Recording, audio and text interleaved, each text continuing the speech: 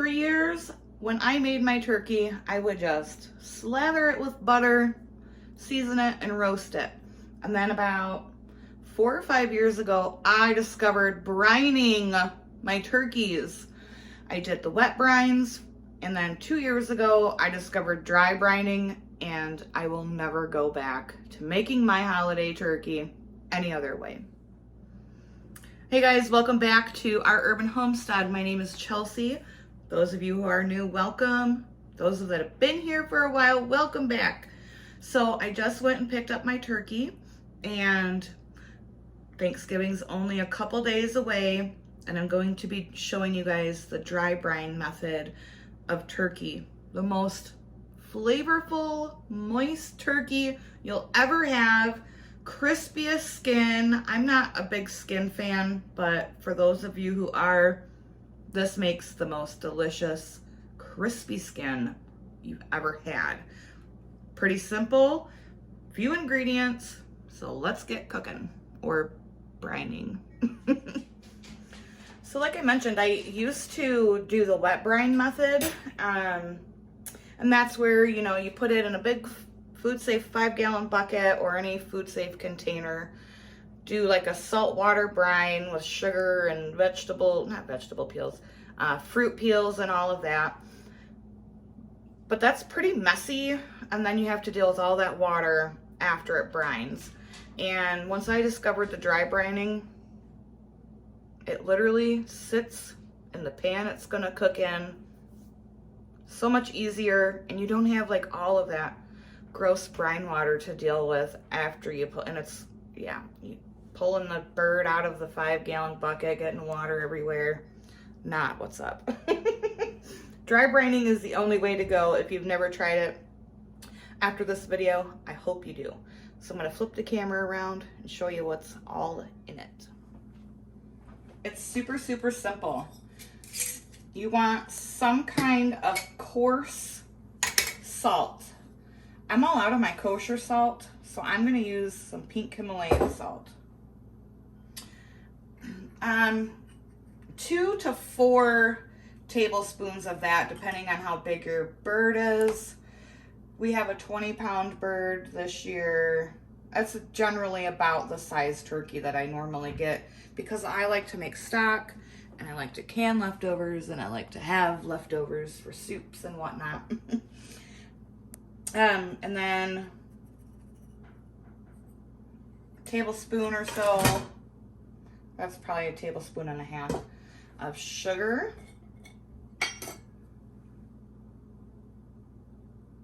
Little pepper. You can season this with anything you want.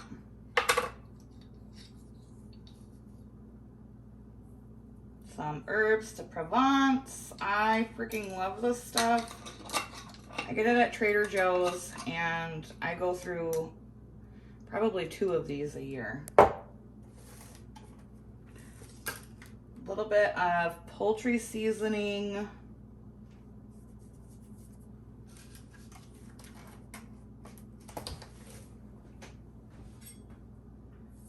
Grabbing my minced garlic.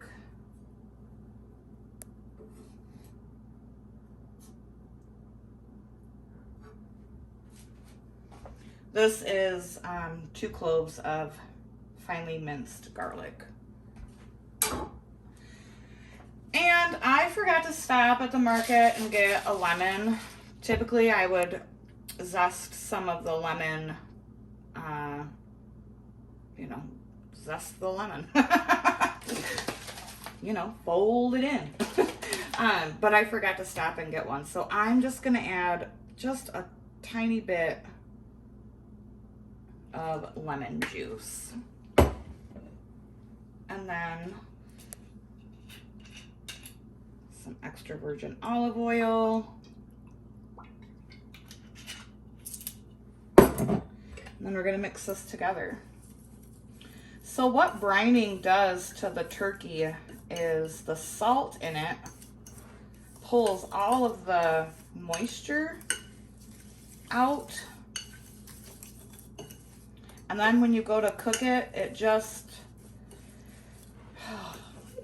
you know, it's just so tender, and that flavor is concentrated, and all of the, you know, natural juices from the turkey just absorb beautifully. The first year that I did the dry brine, it was honestly the best turkey I've made in probably 25 years. So now I will never go back. Gonna give this a smell. Yep, smells good. All right, now we gotta go over to our bird and get dirty.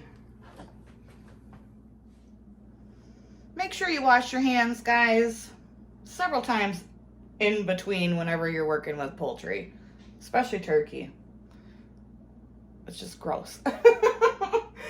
So I just do a simple stuffing of aromatics in my turkey. I just do celery and onion.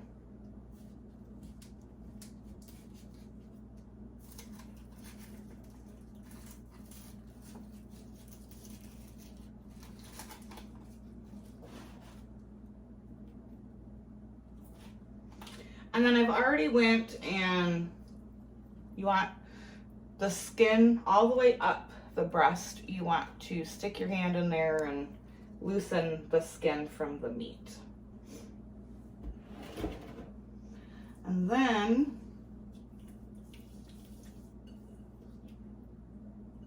this is the gross part. You're gonna take some of this and you're gonna rub that breast and all the way down the side.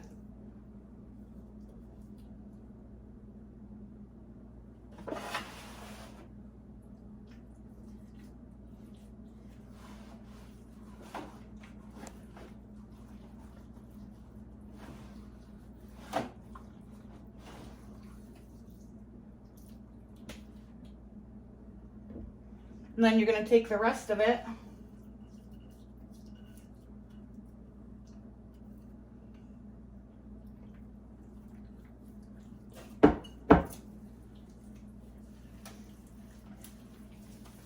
and rub it. The old massage.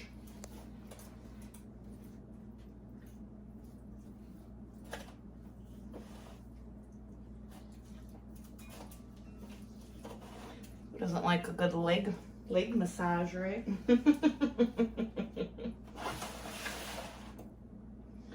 Oh, there's still a couple feathers on my bird.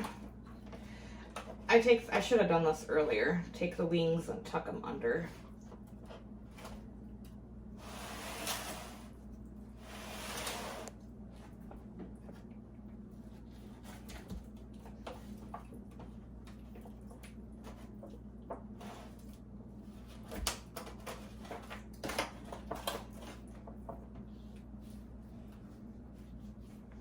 And then this is gonna sit in the fridge uncovered for anywhere from 24 hours to 72 hours. I like to do between a 48 and 72 hour dry brine. All right, yes. I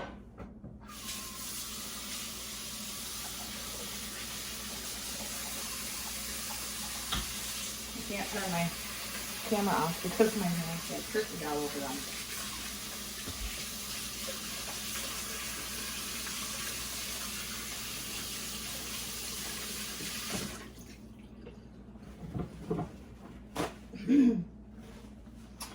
So after about 24 hours, you're gonna notice that it starts to look a little weird. And that's good. That means that the dry brine is working. Yeah, it's so good. You'll be seeing this video over the next couple days as I prepare for our meal. But that is step one in how I brine my turkey. So it's the next day, and that's what the turkey looks like 24 hours after brining. You can see it's starting to pull off a lot of that moisture, and that's what we're looking for.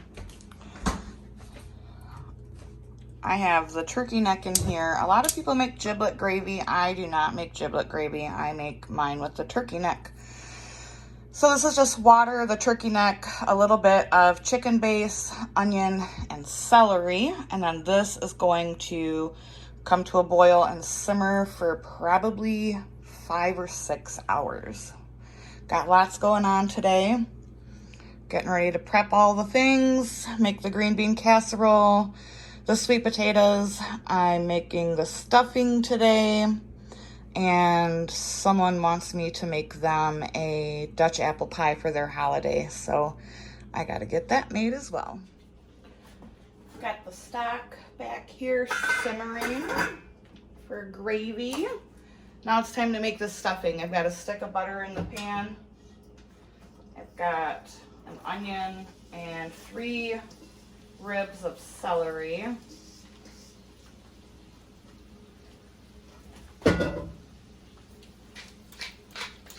Hit that with some salt and pepper.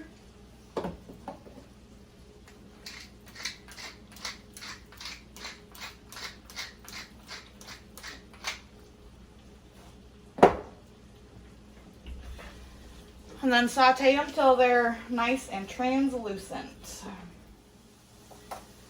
Now that the celery and onions is getting soft, I'm going to add 2 pints of mushrooms.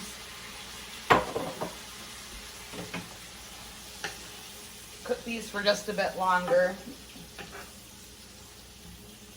I have 2 bags of cubed stuffing here. Typically I would make my own. I would, save and cut up the bread that I've been baking all week, but y'all know there's no bread getting baked in this house right now. So that's in my bowl. Once these are done, throw it in the bowl and then fry up 2 pounds of seasoned sausage. Okay, now to pour the sausage in.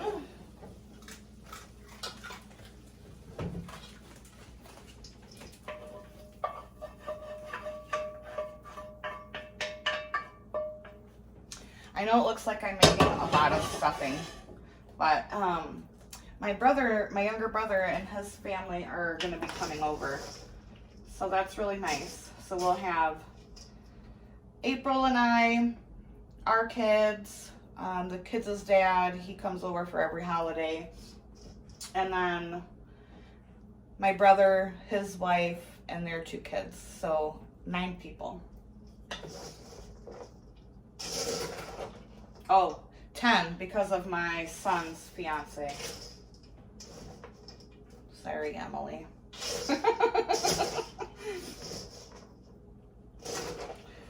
I texted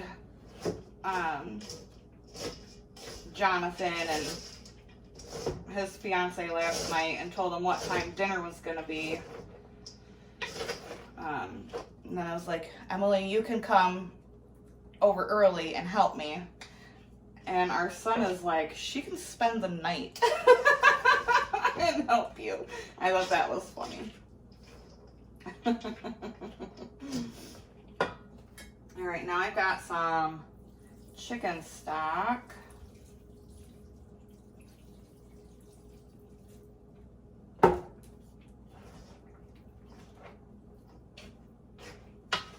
I call this stuffing. I know I don't put mine in the bird, and people are like, well, that's dressing because it's on the side. Dressing to me is made with cornbread, not bread cubes. I don't know, maybe I'm just wrong on that. I don't know. Does it really matter? No. It's delicious. I have written down all the things that I have to get done over the next couple days. And April's like trying to get me to make 4 batches of this, 4 pans of mac and cheese. No.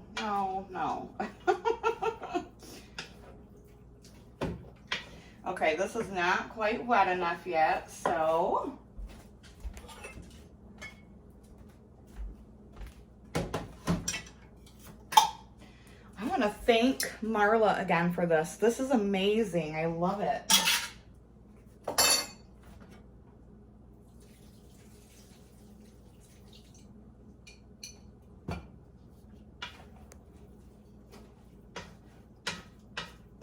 All right, so I'm just gonna get this put into a big pan, and that will be one thing checked off the list. Get down, gringo.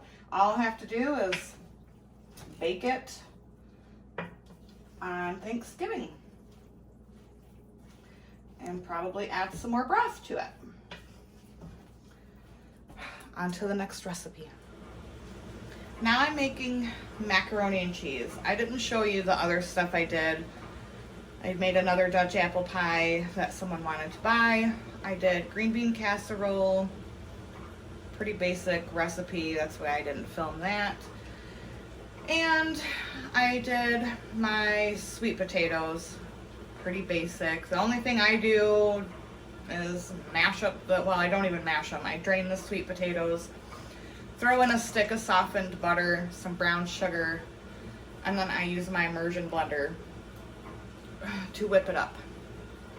And then all I have to do is bake it, and then I do marshmallow topping. I'm pretty traditional when it comes to my Thanksgiving sides. That's what I like.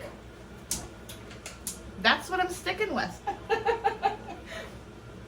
I did one year a pecan crunchy topping on my sweet potatoes.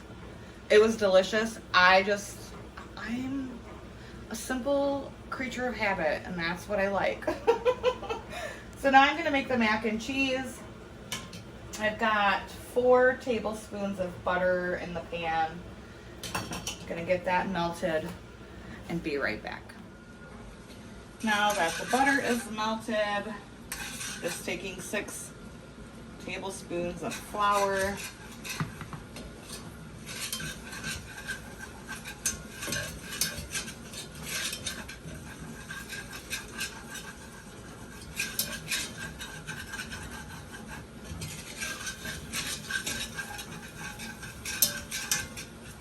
So there's really only 2 holidays that I make homemade mac and cheese. That is Thanksgiving and Easter.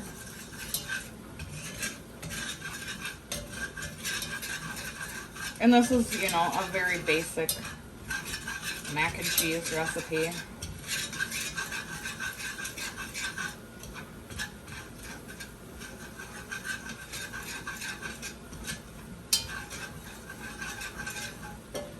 I'm gonna add just a scotch more butter.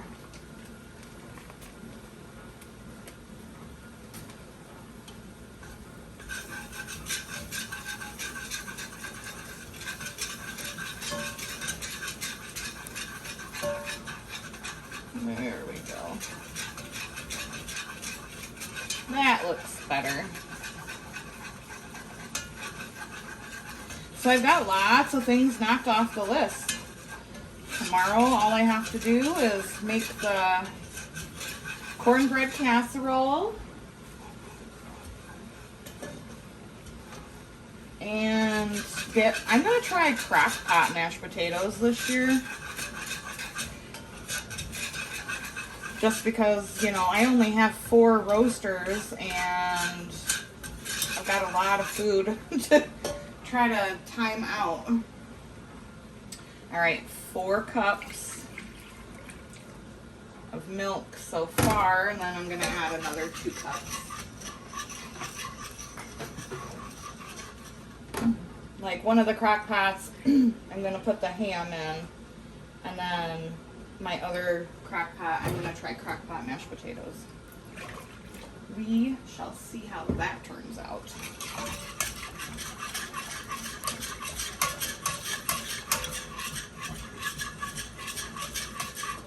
Yeah, I've gotten a lot done. It's time to have some Pinot Grigio.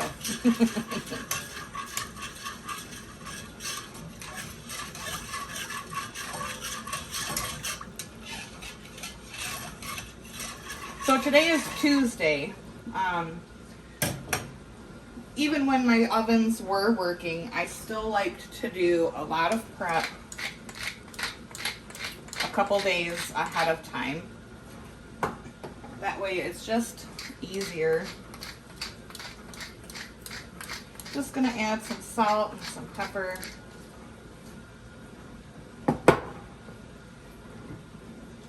The stock is done. I've got to strain that.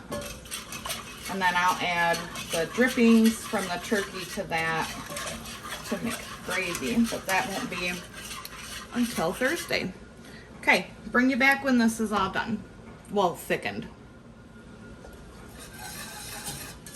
Bechamel is thickening up. I'm going to turn my heat off now.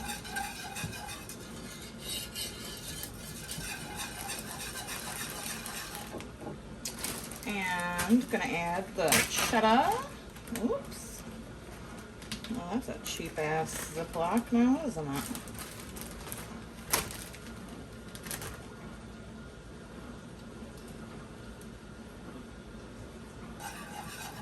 So let me use this.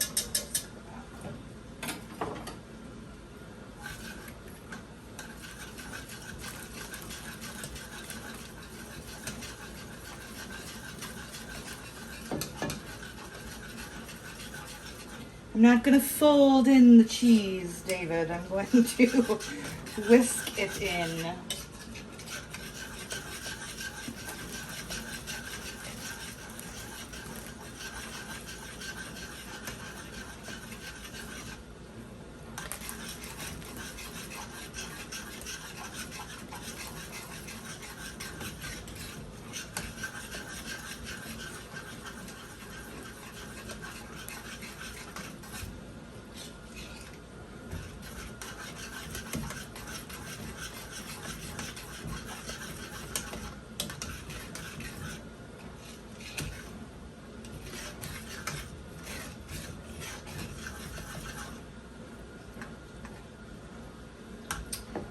Get a spoon and give that a little taste.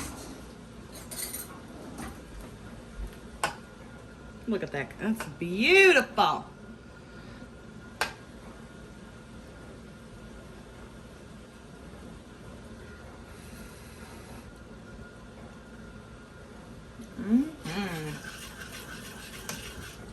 That's perfect.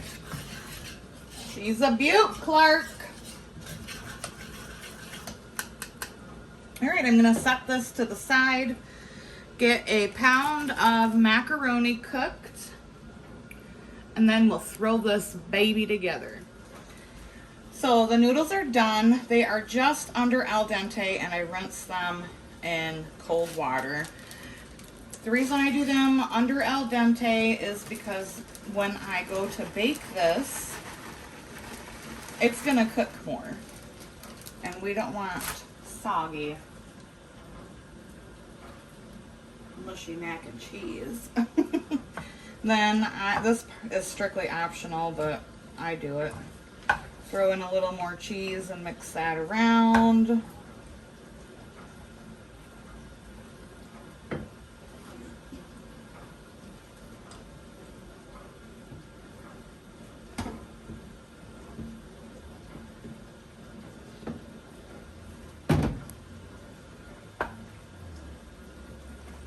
And the sauce is still hot, so it's gonna cook the noodles a bit too.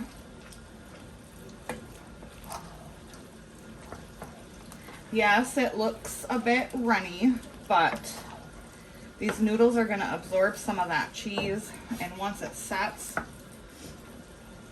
and then we bake it, oh, it's gonna be beautiful. I'm gonna add just a bit more. The rest of this cheese I will save, and then Thanksgiving, when I go to put this in the oven, if it needs more, I will add it, because this really will absorb a lot. And it sets up really nicely. All right. You know, doesn't want to just like make sure for science, research purposes?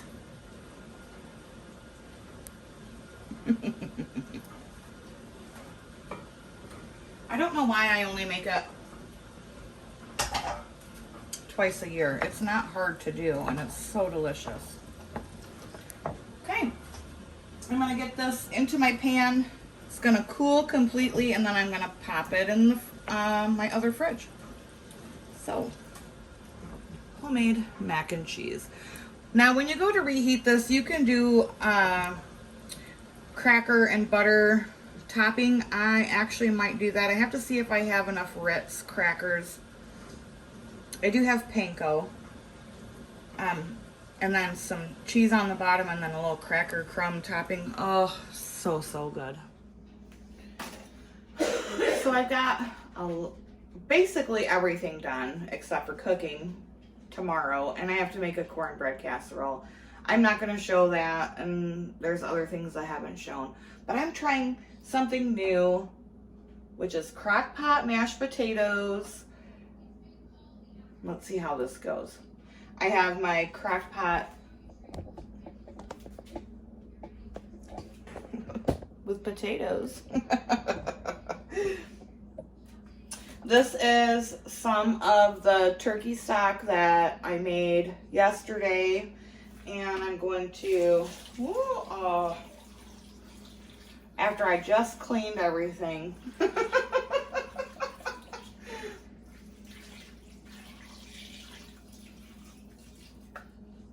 Cover the potatoes with that stock. Do you guys put your, if I was to do these on the stove, I would add some potato water to my stock to make my gravy. Does anyone else do that?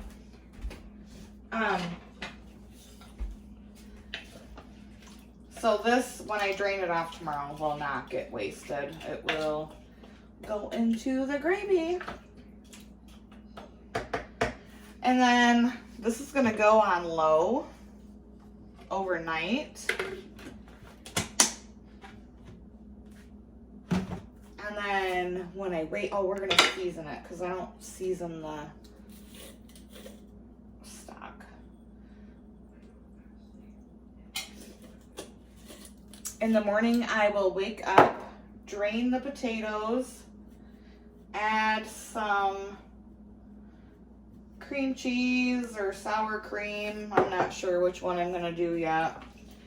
Butter, a little bit of milk, mash them up, and then just keep them on warm. Never done it before. Hopefully it turns out. So, crock pot mashed potatoes. Let's see how it works. And now we're gonna make homemade whipped cream because Sharon and Tanya, that pepper is gonna make me sneeze. Bless you.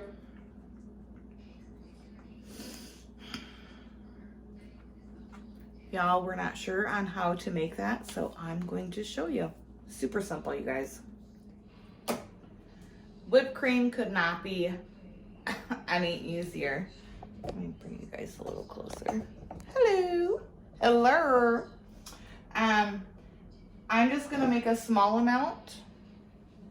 You need heavy whipping cream and just a little bit of sugar. That's it. I'm gonna use my KitchenAid because I'm not doing all of that whisking work. I'm gonna add, I don't know, a cup-ish. Those of you that have been here a while know I don't measure, so.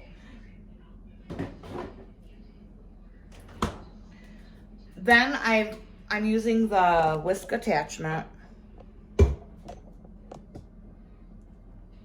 Just gonna add maybe a tablespoon of sugar. All depending on your sweet, how sweet you want it. I don't like my whipped cream to be very sweet. If you like it on the sweeter side, you do you. And I'm just gonna whip this into submission. And I'll show you what it looks like and how long I did it for when I come back.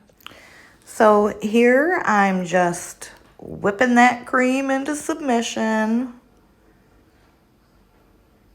It's important that you keep an eye on it. It really starts to come together very quickly.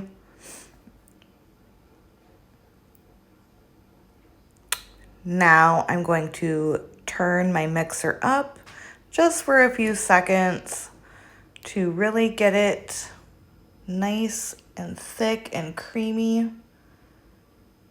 Don't take it too far. It will turn into butter, and that is not a good thing. Homemade whipped cream, so easy and so delicious. So it's done. Now there is a fine line when you're making whipped cream, because if you whip it too long, it will turn into butter. I want to try. This is the consistency. I mean, whipped cream. Oh, geez. April needs to... Bring that downstairs. No, I'm not bringing it downstairs. I'm putting it in a bowl. You can have some tomorrow. That's how easy homemade whipped cream is, you guys. And the Y'all taste... need to be making it. Listen, the taste is beyond. So those are some of the recipes that are on our holiday table this year. I hope you enjoyed this video. I know it's a bit longer than I normally do. Thanks for sticking to the end. Our friends here in the States, we wish you a very, very happy Thanksgiving. Please find something to be thankful for. I don't care how small it is. To our friends in Canada, I mean, happy Thursday. And until next time, guys, from our family to yours, abundance and blessings to you, and happy Thanksgiving.